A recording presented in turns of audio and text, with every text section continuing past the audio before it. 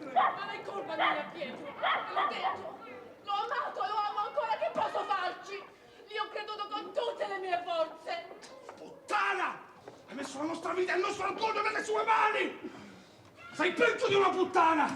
E ti permetti pure di aprire bocca e parlarmi delle tue vigliaccherie con orgoglio! L'ho amato, lo amo ancora con tutto il mio cuore.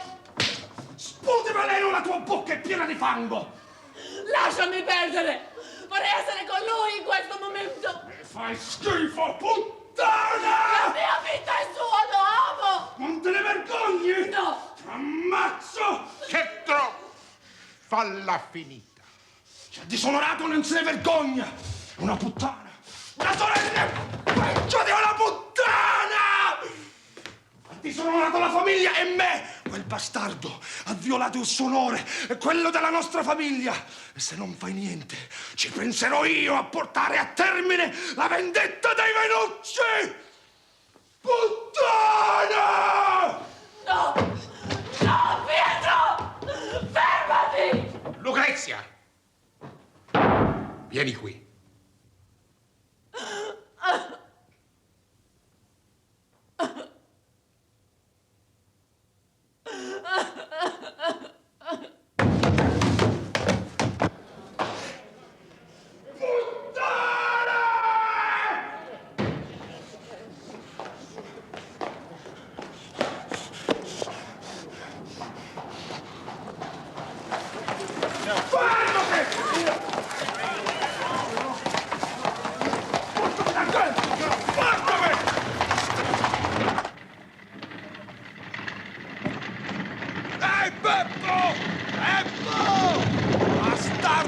Hai ingannato mia sorella! Hai fatto di mia sorella una puttana! Hai calpestato il suo onore e quella della nostra famiglia!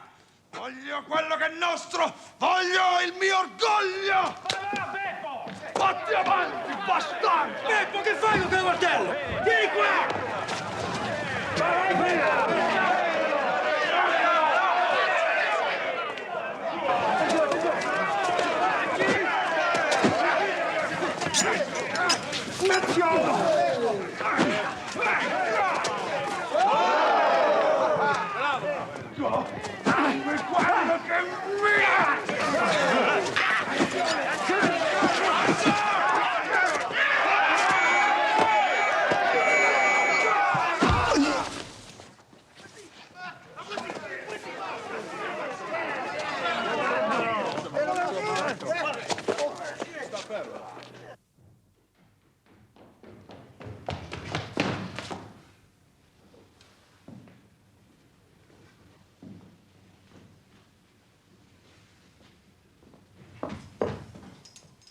What are you doing down there, Beppo? Bastardo! Traditore! La pagherai cara!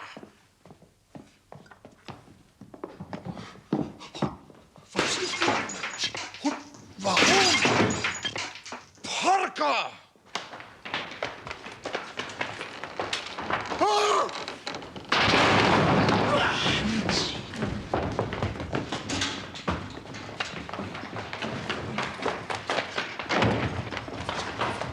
Stand back! We have him at last!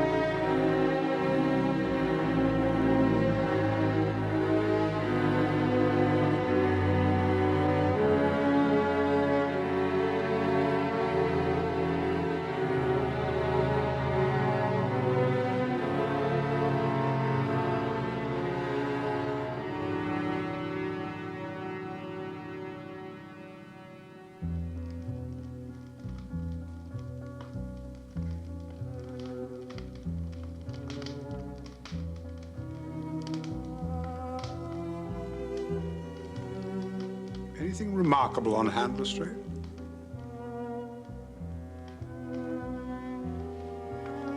No.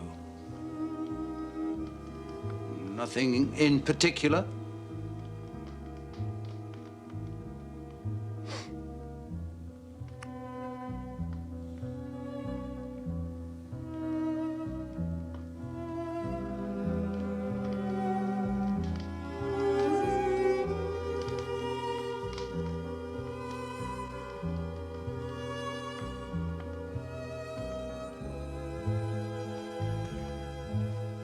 Then tell us about it.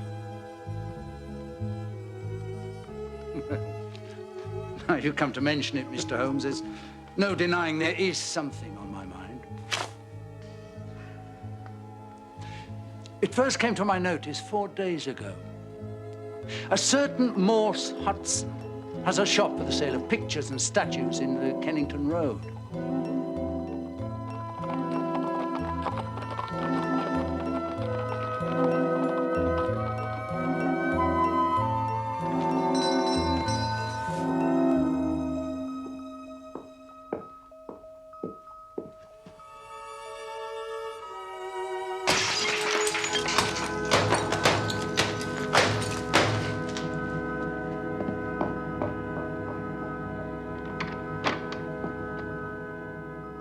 But what happened last night was more serious and also more singular.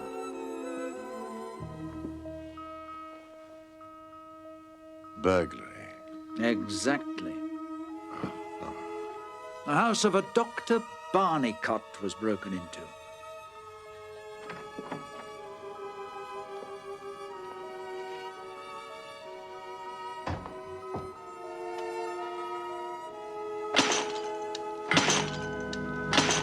Now, this bust was one of a pair purchased from Morse Hudson by Dr. Barnicott. He had put it in his house. The other he put 2 miles away in his surgery. Later that same night,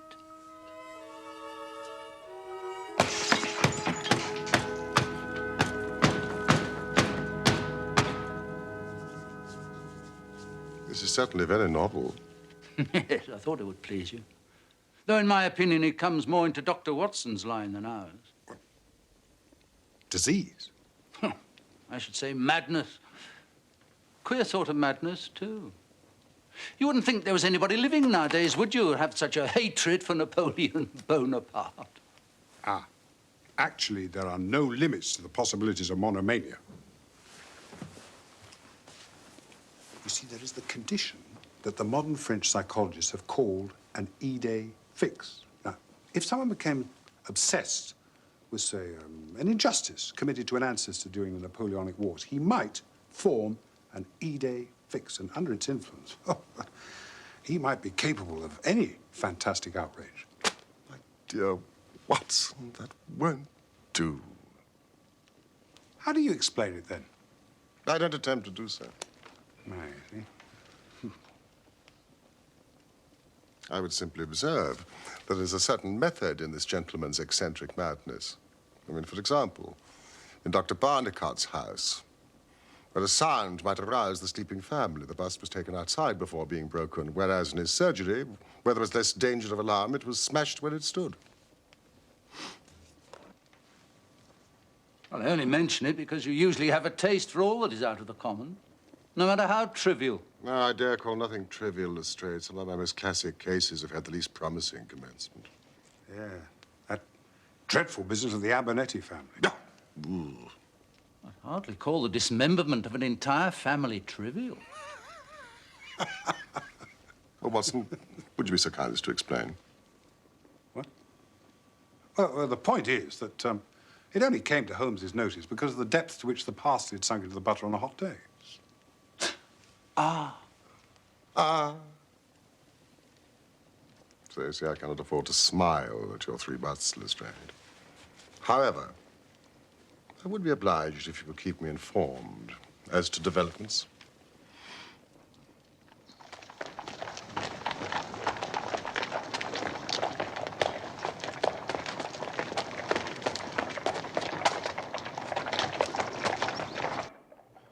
Listen to this, Holmes. Come instantly. 131 Pitt Street, Kensington, Lestrade. What's it about? Well, it could be anything, but I suspect it's a sequel to his story of last night. You know, my E-Day fix. Finish your coffee. There's a cab at the door. 2 minutes.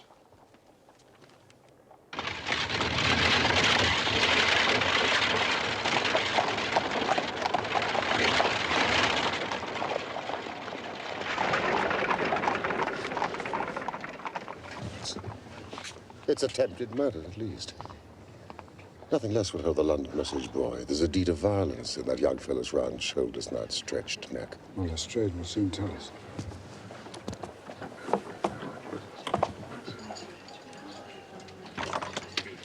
Look at this, Watson. The bottom steps swill down and the others dry. Footsteps enough, anyhow. This was whose?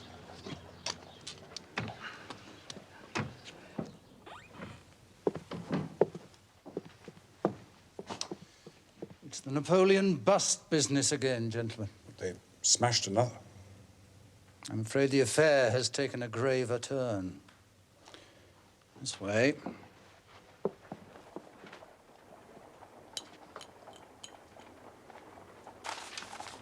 Mr. Harker, allow me to present Mr. Sherlock Holmes and Dr. Watson. Mr. Horace Harker of the Central Press Syndicate. Good of you to come, gentlemen. Please forgive my agitation. No apology necessary, Mr. Harker. A body on one's front doorstep is always unsettling.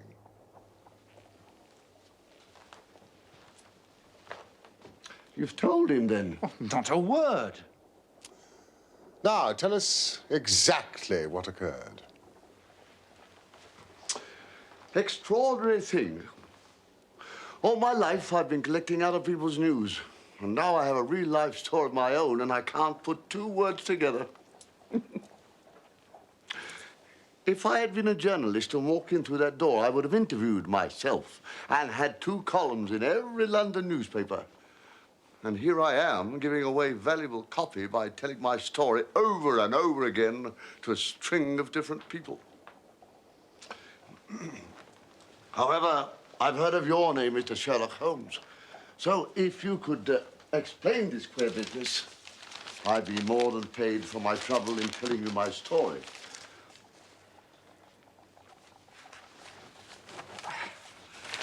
A great deal of my journalistic work is done at night in my den, in that room adjacent to this one. At some time in the small hours of this morning,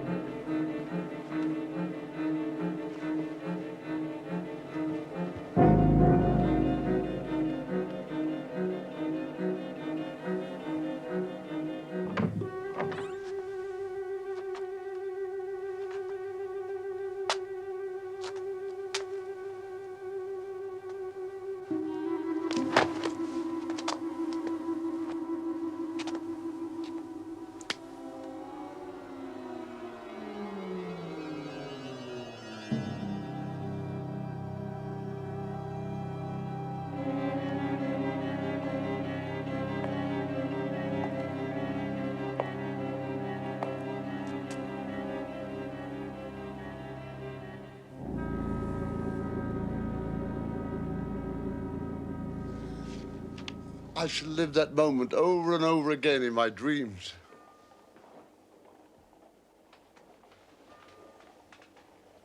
Do we know who the murdered man was? Not yet, but you can see the body at the mortuary if you wish. Where did you purchase your bust, Mr. Harker? From Mr. Hudson of Kennington Road.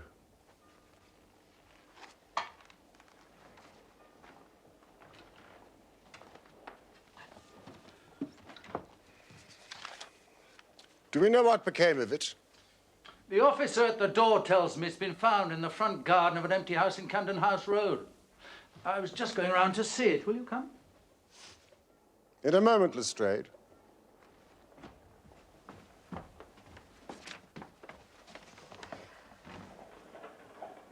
Well, the intruder had either very long legs or was the most active man, with that area beneath. It was no mean feat to climb up to this ledge, let alone to open the window.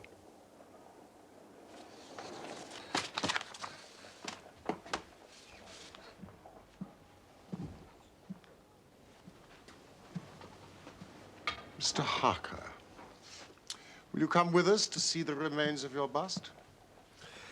I must make something of it, although I've no doubt that every newspaper in London will be on the street with a full and detailed account. Just my luck. Do you remember when the stand fell down at the Doncaster races? I was the only journalist in that stand, and my journal was the only one that didn't have a published account because I was too shaken to write a word. Now, I should be too late with a murder on my own doorstep.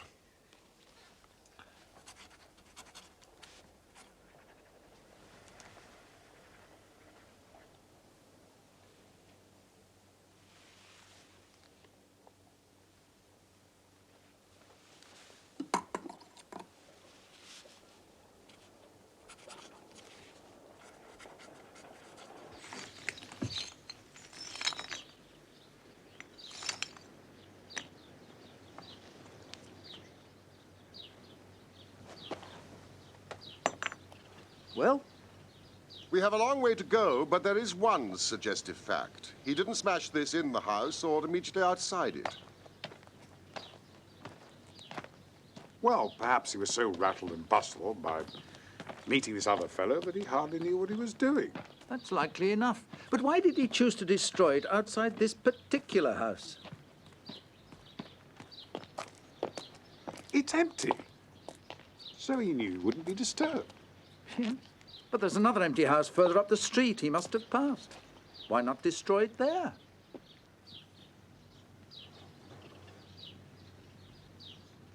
The lamp! By Jove, you're right. What are we to make of that? Holmes? Remember it. Docket it. We may come on something later which will bear upon it. Meanwhile, before we go our separate ways, I suggest we make one last concerted visit. Where to? The morgue.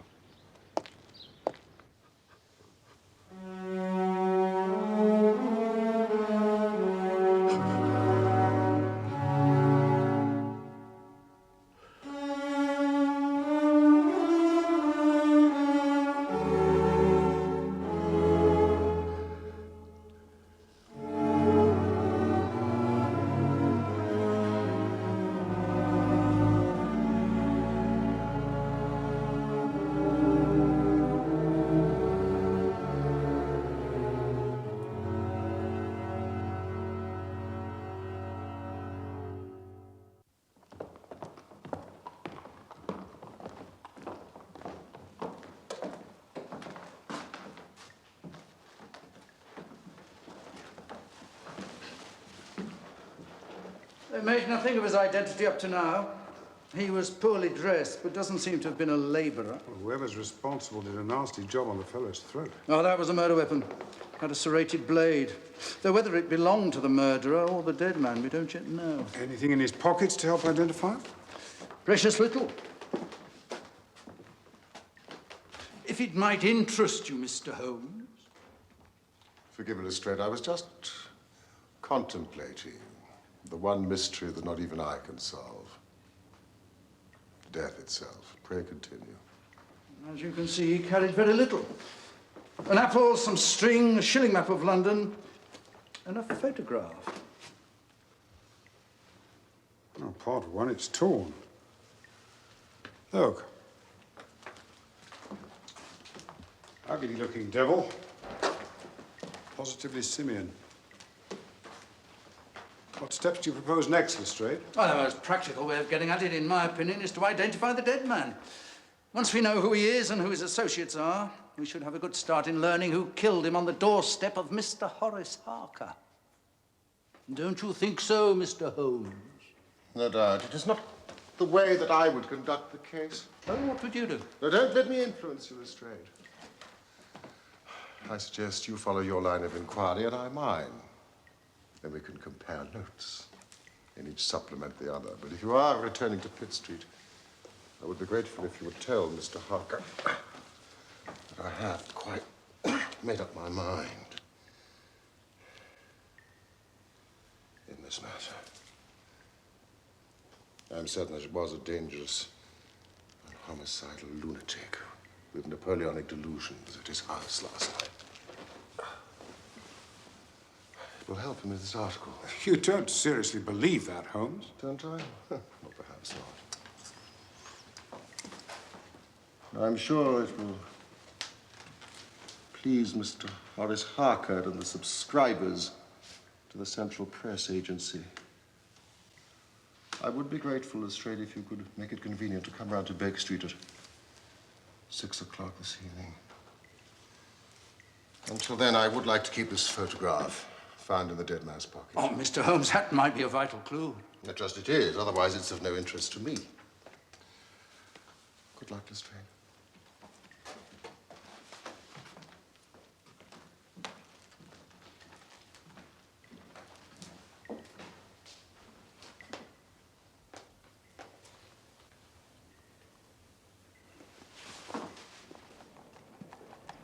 What we pay our taxes for, I don't know. When any ruffian can walk in and break one's goods under one's nose. A superb bit of craftsmanship it was, too. Taken from a marble copy of the Emperor's head by Divine. Are you familiar, by any chance, with that great artiste? Yes, indeed. Speaking of familiarity, do you recognize the man in this photograph? Man in the photograph? Ah, yes, indeed I do, Mr. Holmes. The name's Beppo. Beppo? Yes, he was a sort of Italian piecework man who made himself useful here in the shop. Oh, he could carve a bit and frame and gild. I took him on about 10 days ago, but he only stayed a week and then just disappeared. Didn't even collect his wages. Perhaps he was responsible for the breakages. Responsible for the breakages? Responsible for the breakages? My dear sir, this is an international conspiracy. A nihilist plot. Red Republicans, I call them. Yes, no one but an anarchist would go about breaking statues. Did they break every one that you sold? Break every one I sold? Well, hardly that. Just the 2 bought by a local doctor and the 1 left here in my shop. If anything happened to the other 3, I know nothing of it. 3? So there were 6 to begin with? 6 to begin with? Yes, yes, a batch of 6. I ordered them especially from Gelder and Company of Stepney. They do excellent molding work.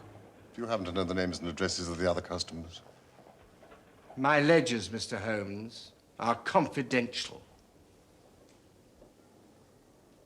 Mr. Hudson, if your theory is correct, oughtn't we to warn these people of this most dangerous plot? And who better to do that than Mr. Sherlock Holmes? Mr. Sherlock Holmes? Yes, quite right, sir. Yes, the country slumbers, but we shall remain vigilant. Follow me, sir.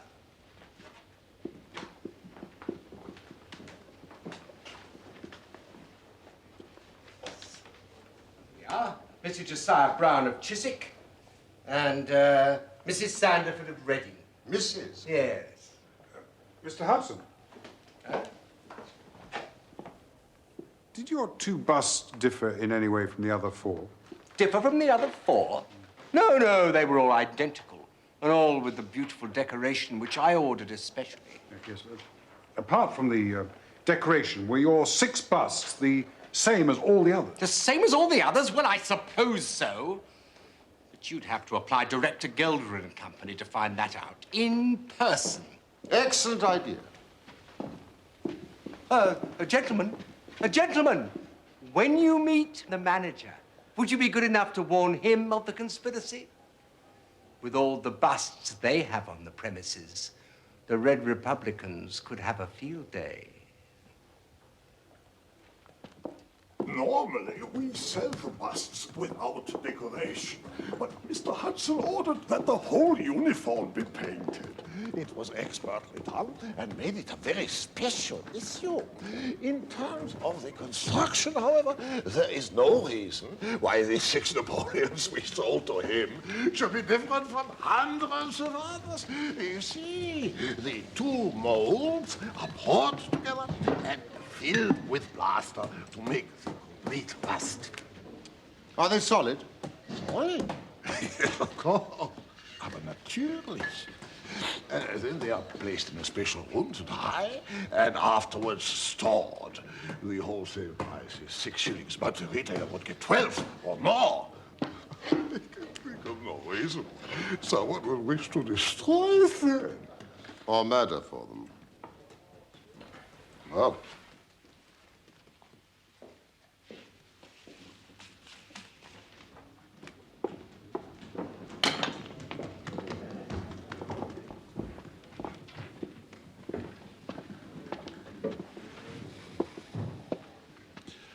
So, your interest in the molding process had ulterior motives. Herr Mandelstam, I wonder if you happen to recognize the man in this photograph. Ah, the rascal. Yes, indeed. I know him very well. This has always been a respectable establishment, and the only time we ever had the police in here was over this fellow. About a year ago, he knifed another Italian in the street and ran in here with the police on his heels. Was his name Beppo, by any chance? Beppo, yes. His second name I never knew. Serve me right for employing a man with such a face. But he was a good workman, one of the best. Do you happen to remember exactly when he was arrested? I could check the pay lists. According to Morse Hudson's records, you sold him 6 Napoleons on June the 3rd of last year. Ja, richtig. That is correct. And Beppo last collected his wages on May the 20th of that same year. Then he must have been arrested sometime the following week. Well, no doubt the police have the exact details. The young Italian survived, so Beppo went only to prison for 1 year. We have a cousin of his working here. Perhaps you would wish to speak with him? No. Not a word to the cousin, I beg of you. The matter is very important, and the further I go with it, the more important it seems. So, yeah, I really thought his cousin might know when Beppo is to be released. Herr Mandelstam, if my surmises are correct, our friend Beppo has been out of jail for at least 11 days. Ach du lieber Gott.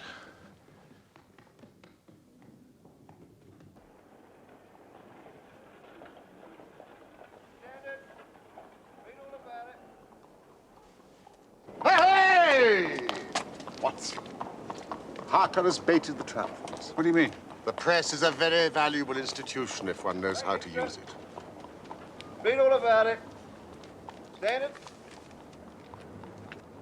Very cunning, Holmes. Thank you, Watson.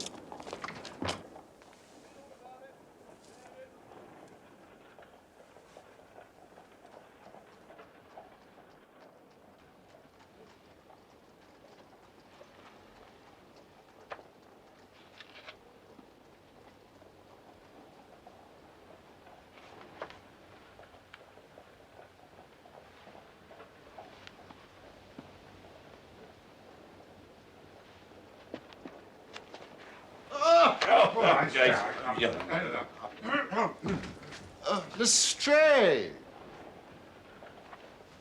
Mr. Holmes? Doctor? Please, sit down. Oh. Thank you. Well, What luck, Mr. Holmes? We've had a very busy day. Not entirely wasted. I can trace each of the busts now from the beginning. The busts? Well, of course, you have your own methods, Mr. Sherlock Holmes. Not for me to say a word against them, but I think I've done a better day's work than you. I've identified the dead man. Splendid. Who is it? Pietro Vannucci, son of a respectable Italian tradesman, but involved with a secret political society. Red anarchists? Oh, you've been talking to Morse Hudson, haven't you? Do go on, Lestrade. I refer, of course, to the mafia, which, as you may know, enforces its decrees by assassination. Obviously, our murderer broke the rules in some fashion, and Pietro is put on his track, possibly with that photograph to aid identification. They meet, but Pietro receives his own death wound in the scuffle. Excellent, Lestrade, but I don't quite follow your explanation of the destruction of the busts. Oh, the busts. You can never get those busts out of your head. The busts are nothing. Petty larceny, 6 months at most. No. It's murder we're really investigating. And I tell you, I'm gathering all the threads into my hand. And the next stage? Ah, well, now. We have an inspector who's made a speciality of the Italian quarter. I shall go down there with him, find the man in that photograph you're carrying, arrest him for murder. What you say, Mr. Holmes? Will you come with us? I think not. I fancy Chiswick as the address most likely to find him. Chiswick? If you and some of your men will come with us to Chiswick tonight, I will go to the Italian quarter with you tomorrow, and there will be no harm in the delay. I suggest you dine with us. And then you're welcome to the sofa. A few hours' sleep will do us all good. I don't intend to leave the house before 11, and it is unlikely that we shall be home before morning. But, Mr. Holmes... In the meantime,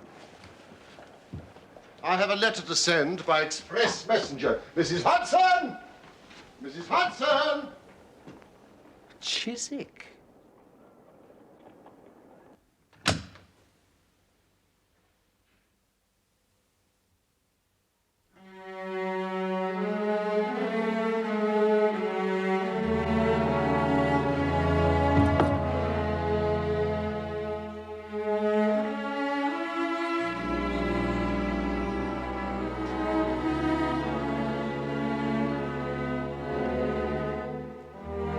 No!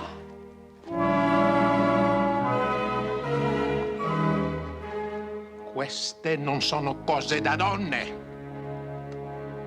Ho disonorato la famiglia. E lo devo fare io. Sono io il capofamiglia. È mio dovere.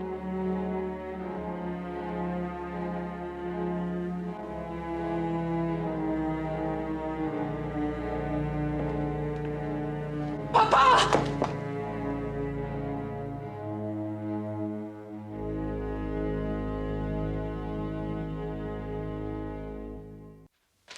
Milan.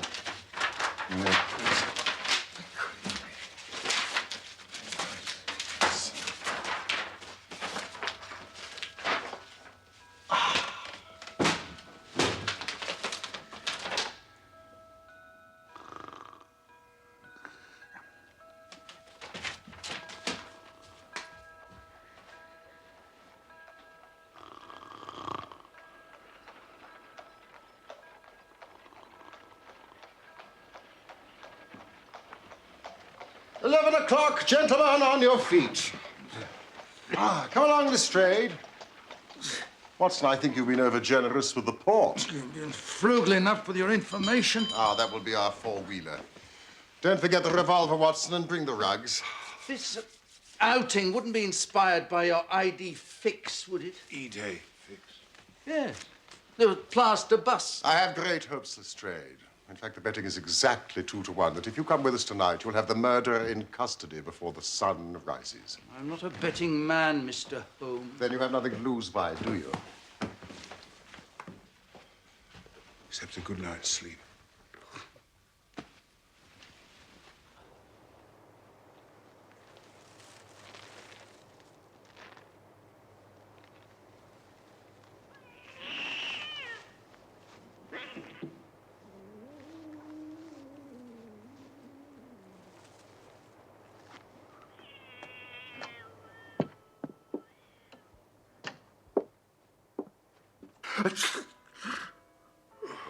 Watson, if you've caught a cold, it's your fault. You left the rugs behind. Sorry, Holmes.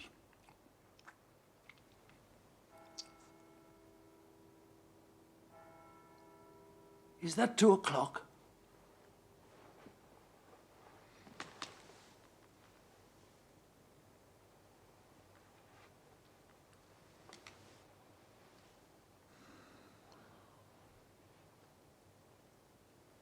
Don't suppose we can smoke, can we? No.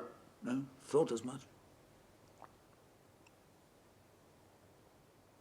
Are your men in position? Oh, yes.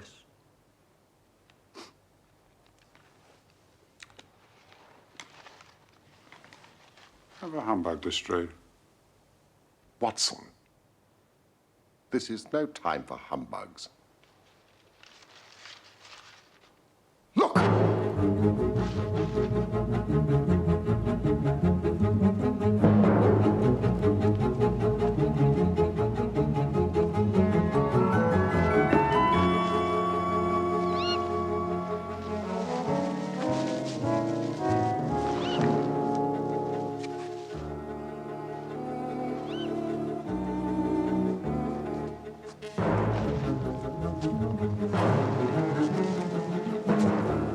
Is that who you're expecting?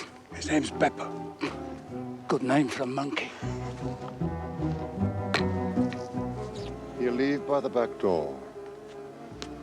How do you know that? Because all the other doors are locked.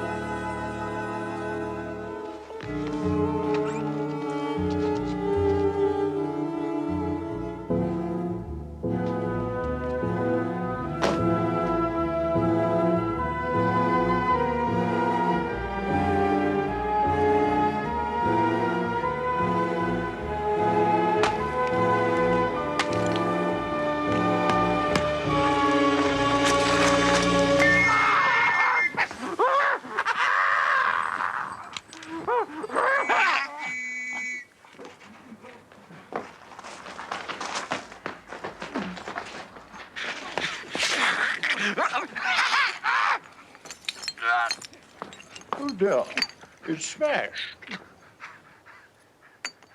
Mr. Josiah Brown, I presume? Yes, sir. And you no doubt are Mr. Sherlock Holmes. I had the note you sent by the express messenger, and I did exactly as you told me. Following your instructions, we locked every door so as to lead him into the back. And I'm very glad to see you have the rascal. Now, I hope, gentlemen, that you will come in and partake of some refreshment. Thank you, Mr. Brown. The hour is rather late. Good night. Good night. Come on, Watson, we have work to do. Work? What work? Lestrade, if you will come round to Baker Street tonight at 6 o'clock, I hope to be able to show you that you still have not grasped the full meaning of this business. Oh, I think you'll find my theory of the mafia will work out all right, Mr. Holmes. Good night, Lestrade. Come along now.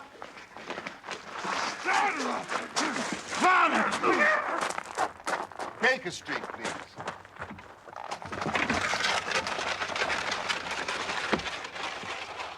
And now, Watson, I commend to you the universal answer to almost all problems. What's that, Holmes? Sleep.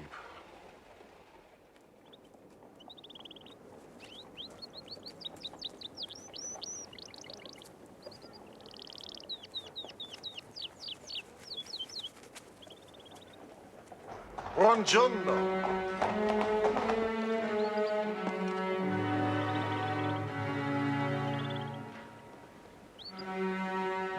I casi come questi è importante. Ecco, signor Holmes. Grazie, signore. Morning, Watson. Since the manager of Gelder and Company was mainly responsible for Beppo's initial arrest, We see the breaking of the busts as a pathetic attempt to revenge himself. And it was possibly these senseless acts of violence which transgressed the mafia's code of behavior and led to the murder of young Vernucci. There. I think that takes care of those details you mentioned last night.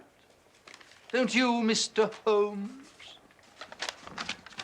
Holmes? Ha!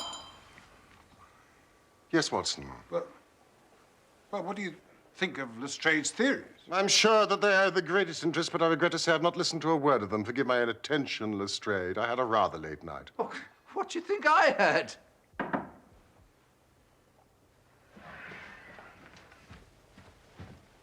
Come in!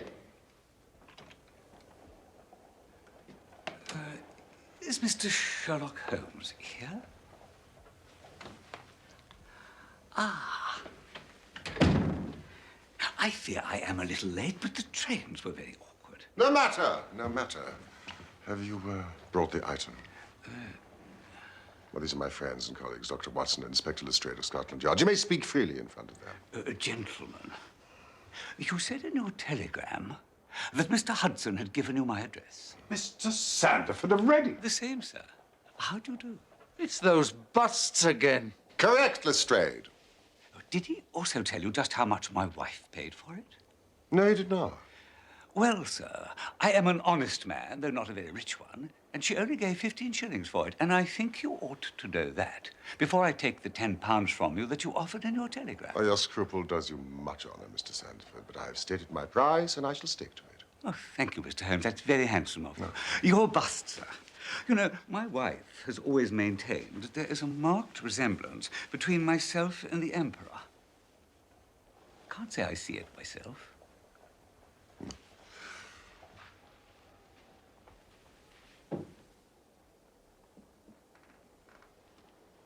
Six Napoleon. I contacted Mr. Sandford by telegram this morning. Now, if you will sign this paper in front of witnesses, it is simply to say that you transfer every possible rights that you could ever have in the bust to me. Happy to, Mr. Holmes. Happy, happy, happy. I am a methodical man, and one never knows what turn events may take afterwards. Here is your £10 notes, and good evening, Mr. Sandford. Very much, Mr. Holmes. It's good evening, gentlemen. Oh, yes, and it's very, very kind of you. And thank you so much. Yes, and I'm very pleased I'm here. Thank you so much. Oh, my God.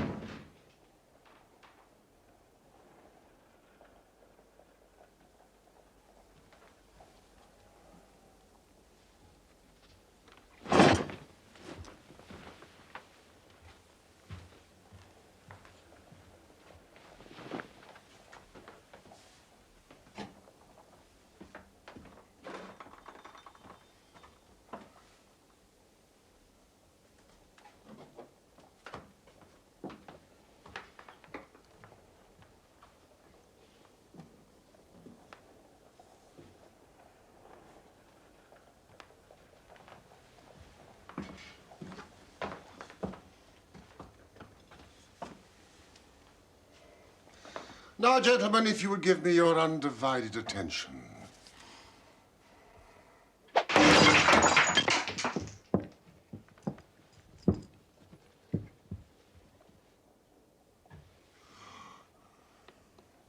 Gentlemen, allow me to introduce you to one of the most precious objects in the world. The famous Black Pearl of the Borgias. Bravo, Holmes! Bravo! Oh, your legerdemain rivals that of Masculine himself. Oh, this surpasses it. The Borgia pearl's been missing since it disappeared from the Prince of Colonna's bedroom in the Dacre Hotel over a year ago. As you may remember, Lestrade, I was consulted upon the case at the time.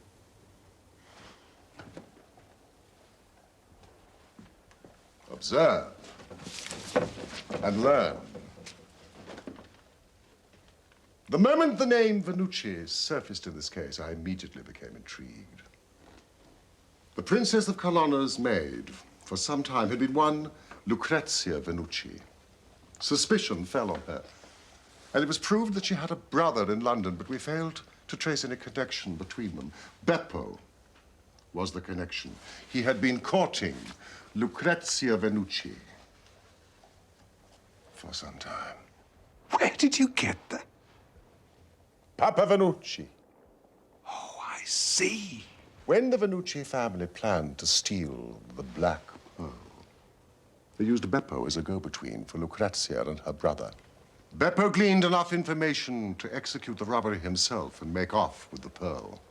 Pietro Venucci, the brother, caught up with him outside Gelder's workshop. Beppo stabbed him. He then fled into the warehouse and took refuge in the drawing room. He knew he only had moments in which to conceal the pearl, which would otherwise be found on him when he was searched. Among all the plaster casts drying that day, he made for a batch of 6 that had been earmarked for Morse Hudson, and the base of one of them was still soft.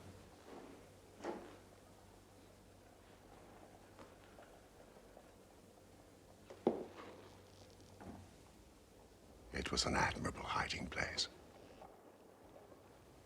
As soon as Beppo got out of prison, he managed to find employment with Mr. Morse Hudson and set about tracking the 6 Napoleons down. He found and destroyed 3 of them. But the night he located Harker's, Pietro Venucci, intent on vengeance, accosted him, and this time, Beppo slit his throat. With only 2 busts left, it was likely he would try the London one first. Hence our visit to Chiswick. Exactly, Watson. That left only the Reading bust. I bought it in your presence from the owner. And there it lies.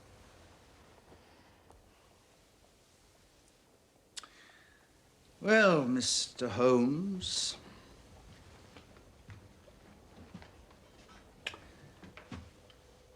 I've seen you handle a good many cases in my time, but I don't know that I ever knew a more workmanlike one than this.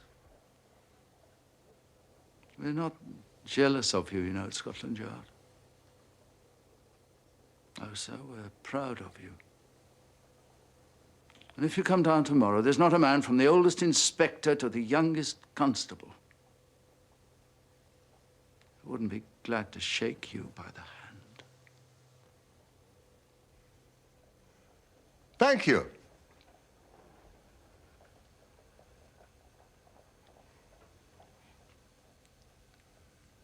Thank you.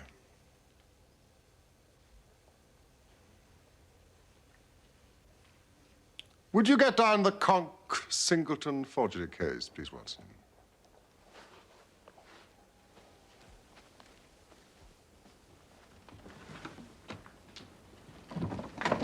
Goodbye, Lestrade.